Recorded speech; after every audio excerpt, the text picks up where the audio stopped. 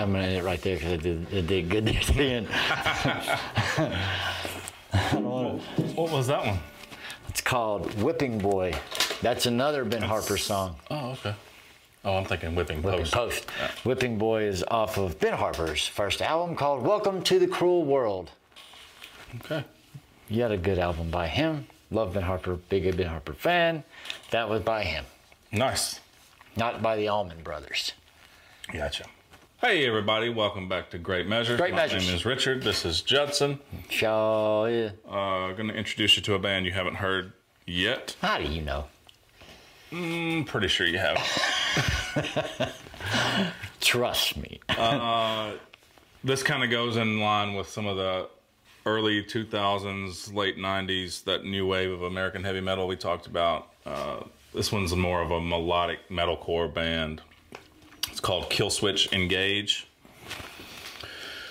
The song is called The End of Heartache. The end of it. Mm-hmm. Well, that sounds uplifting. From an album called End of Heartache, or maybe it's the other way around. One of them doesn't have "the" on it. I think the song is End of Heartache. The album is The End of Heartache.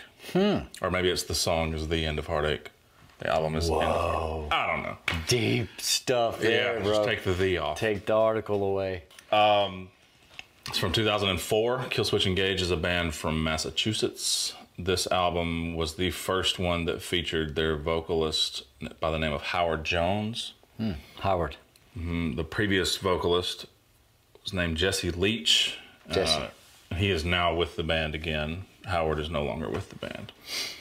But at this time that this album was recorded, it was Howard. Okay. That's it. I'll just leave it at that. So, the, in parentheses, End of Heartache. All right. Well, sounds like it's going to be a very uplifting, very soothing song. Very, Could be. Could be. It's not that bad. Oh, okay. Ready? Yeah, Killswitch Engage me. Ready to roll? Killswitch Engage, Richard.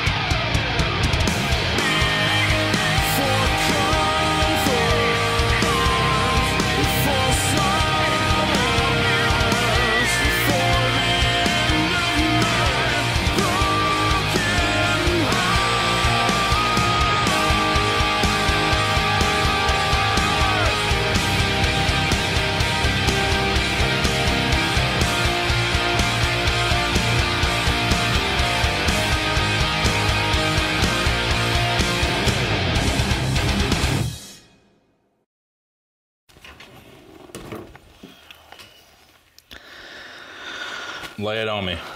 I didn't like that song. Did you not? No. Okay. But all right, maybe I shouldn't just say a blanket thing like that because I can always disagree with myself. Let's hear it. There are certain parts of the song that I liked. Okay. The guitar playing, especially there at the end, that little part, that little break that they did in there. It's cool stuff. Mm-hmm. I find some of those. One cool thing was he was playing on. I assume they're tuned down. Yeah, I think it's. So their D, the open C. D string is a C. Yeah. That he's. I like that's fun stuff to do. Yeah. But the kind of device with the vocals, I mean, all those bands did that. Linkin Park. Sure. All the other ones. I will, not to, come up against you, because this was the first song that I ever heard from Killswitch Engage, so this is kind of why I wanted to show it to you. It is probably their simplest song. Okay. I mean, there are probably simpler songs that they have, but this is their most mainstream. I mean, there's another one called MyCurse that we'll probably do next. It's a little more intricate musically. But this was like the song that put them on the map originally. It was actually on I think it was technically the theme song for the 2003 or 4 movie, Resident Evil Apocalypse. I don't know, but it was their first one. I think it got to number 31 on the mainstream rock Resident charts. Evil. Is that Mia Jovovich? I think so. Yeah, the zombie movies. I think it's zombie movies. I mean, is she Resident Evil? There's a bunch of them, right? Yeah, there's a bunch of them. And there's a girl. Yeah, but named Alice. Yeah, I don't know. I'm not the expert. I love Mia Jovovich. Okay. She's my favorite. Oh God, I love her. I love you, Mia Jovovich. I think that's Resident Evil. And I want to say, and I may be misremembering this, and I may have just completely made this up, but so they held auditions for. So Howard is this big, muscled up, tatted black guy, the vocalist. And when they held auditions for the new singer, I want to say the story goes, and man, it's been so long since I've even heard this, so I may just be completely making this up. He came in and he started with R&B songs, and they were like, "I think you're at the wrong audition." And then he showed off his screaming ability, and they were like, "Oh, you're legit." I think that's kind of the dumbed down version of how that went. And like I said, that may not even be real, but for some reason, make it all up. For some reason, I remember that. They're out of Bolivia. Being the story, right? I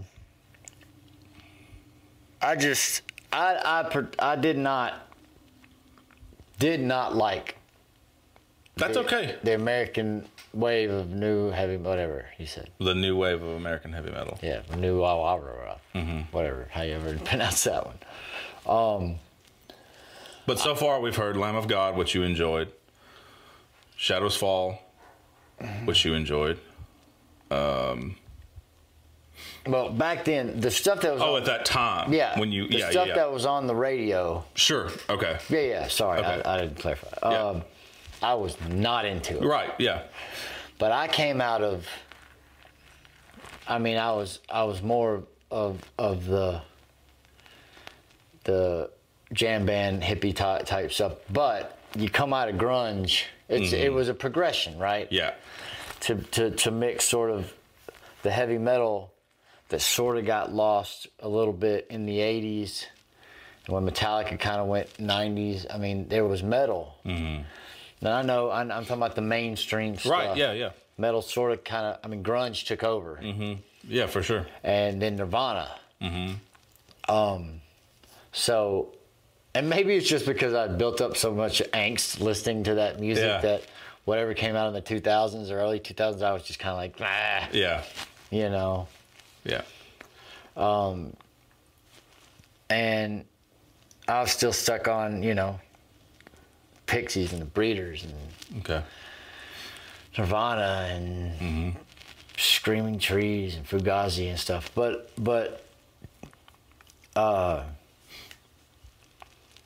that just that whole thing, I just never got it, man.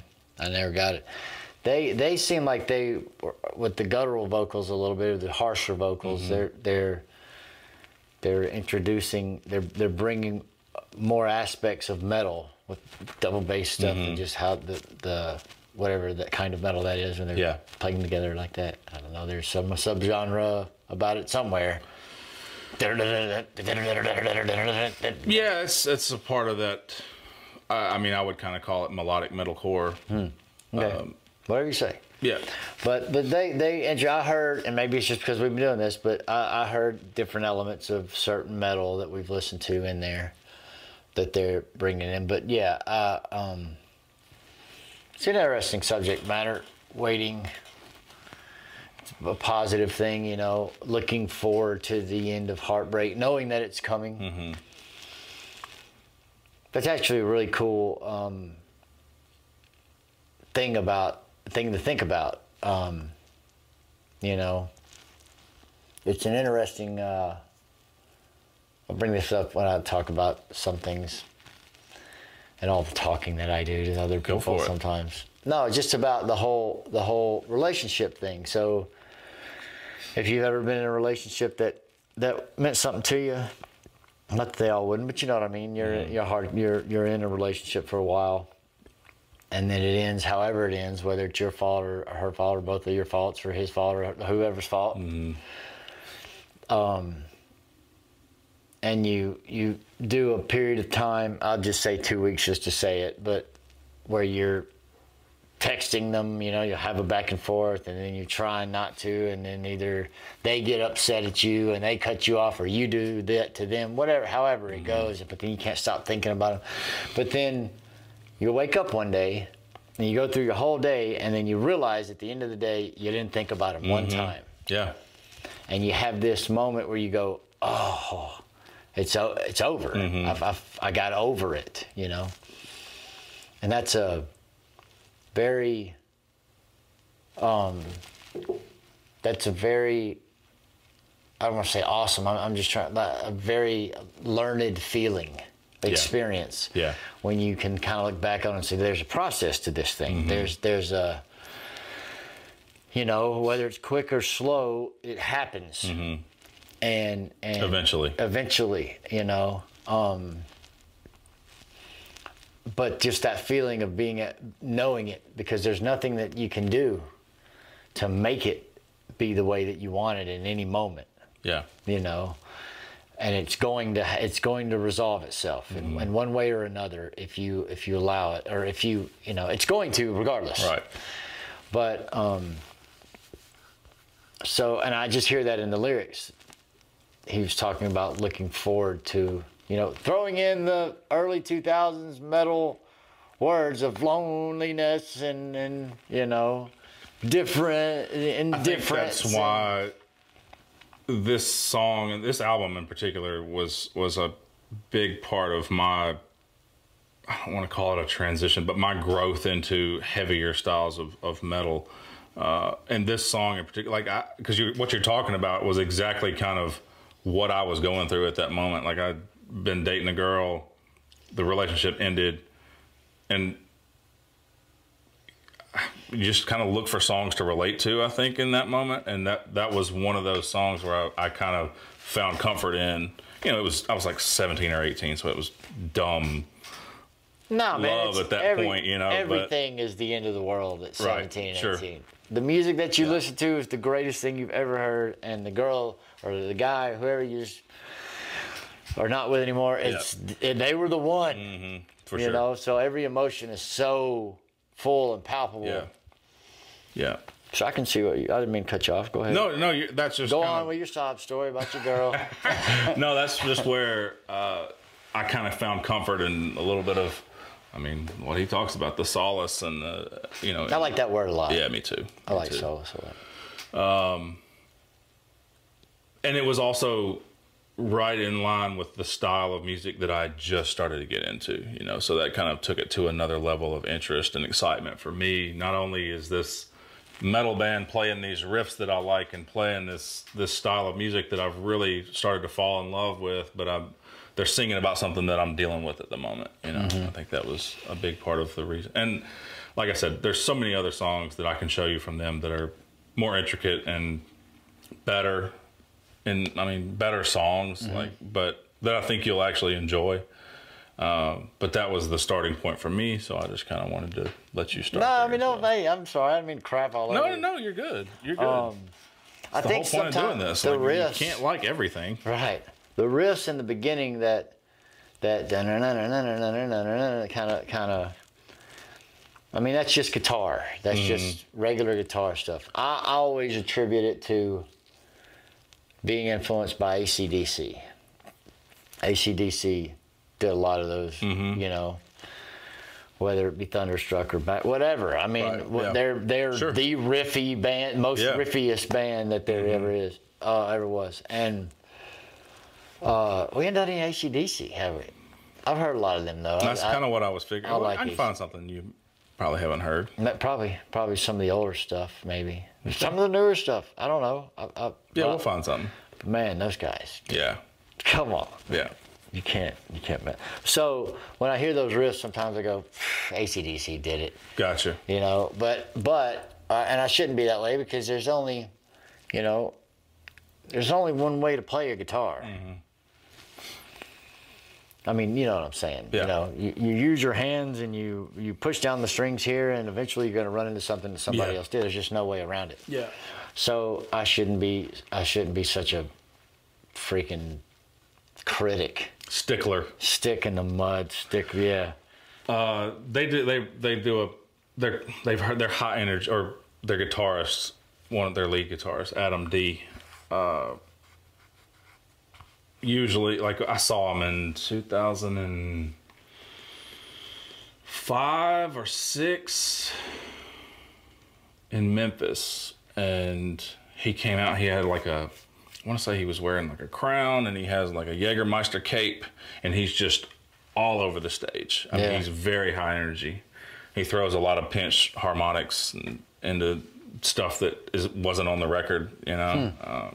But he's a funny presence and a big presence. He's a taller guy anyway, so he kind of commands your attention, you know. But he's an interesting personality for sure. That's cool. He was actually he won not Wheel of Fortune, The Price is Right. Did he? A few years ago, yeah. I think he ended up, I want to say he gave it all back because the taxes were so high on everything. Really? I think that's how that story goes. Yeah. It's interesting. Yeah, but he won the whole, like, the Showcase Showdown and everything. Really? Wow. Yeah. Yeah, we'll do some more Killswitch Engage. I'll find something better for you that I think will interest you and grab your attention a little more. Yeah, I mean, that grabbed my attention. I just took it back from took it back. No, I'm kidding. I mean, I listened to the whole thing. I mean, I was a little. The mix is kind of strange on that song. You know, like when he's hitting the cymbal over here. The hi-hat, I don't know, the drum. It just seemed strange how some of the things were to me. And then in the beginning, the vocals, even though I wasn't very much into how the vocals were going, they seem quiet in the mix to me. Yeah. No, there was just a muted, and maybe it's the radio thing. If that was a popular song, I don't know. Anything that gets commercially, everything is basically commercially wrapped now in a sense, but you know, formatted, I guess, for, you know what I'm saying? Yeah, I know for here where we live, like that song wasn't playing on the radio, but I'm sure in larger markets, it got a lot of airplay. Right. I don't know. Maybe it's just that I don't know. No worries. Yeah, it was. I'm sorry, I didn't like it, but it sucked. No, I'm kidding. Didn't suck. Just is not mine. It just doesn't, you know, flip my switch. I got you. I don't really engage too much. I'll find something that'll flip the kill switch for you. Kill me, yeah. Thanks for watching, everybody. That was End of Heartache, The End of Heartache Then by Killswitch Engage. Great measures. I don't know. Engage. We are Great Measures. My name is Richard. This is Judson. Hope everybody has a wonderful day.